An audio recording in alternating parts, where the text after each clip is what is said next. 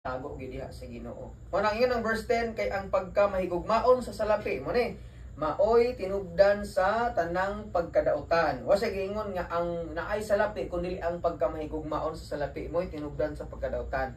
May mga tawo nga tungod sa kadato sa ilang tinguha nga masapian nahimulag Ginoon sa pagtuo ug nahiagom sa daghang mga kagul-anan.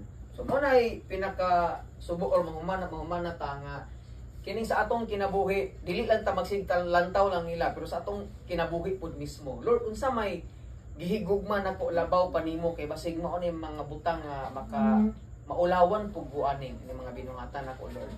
Na sa atong kinabuhi pud nga maglantaw pud ta, yun sa man ato paggamit ato mga salapi nga ato ba ning nagamit sa insakto sa pamilya ba nato kay ang salapi manggod gipiyal ra gid ni sa Ginoo sa ato mura bag kanang hinuwaman na ni nato. Mura katong kinabuhi gud ato katimanon kay ginuwaman naman ni nato sama pod sa kwarta nga gihatag sa ato Kay kitang tanan maningil gyud atubangan sa Ginoo. Sila naningil naman sila karon sa gobyerno ra na, sa batas ra sa balaod sa Pilipinas or sa kalibutan pero naapay paninglan nato human sa kamatayon anis kalibutan ay napatay paninglan atubangon diha atubangan sa Dios. Maningil kita tanan natong gibuhat sa atong lawas, sa lapi, mga butang, kinabuhi.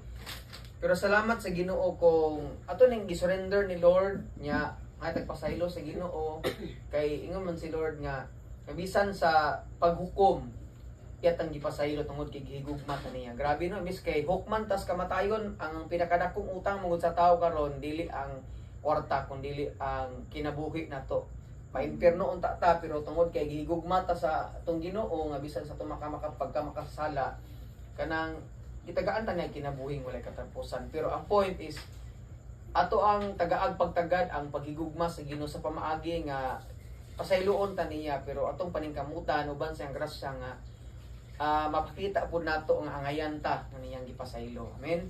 Kanang ning kagabion kanang panumduman ta sa Ginoo nga unsa kabilihon ang mga gasa nga gihatag sa Ginoo nga sa pamaagi ato ning atimanon og tagaag pagtahod ingon nga kini gipahulaman lang sa Ginoo sa ato. Amen.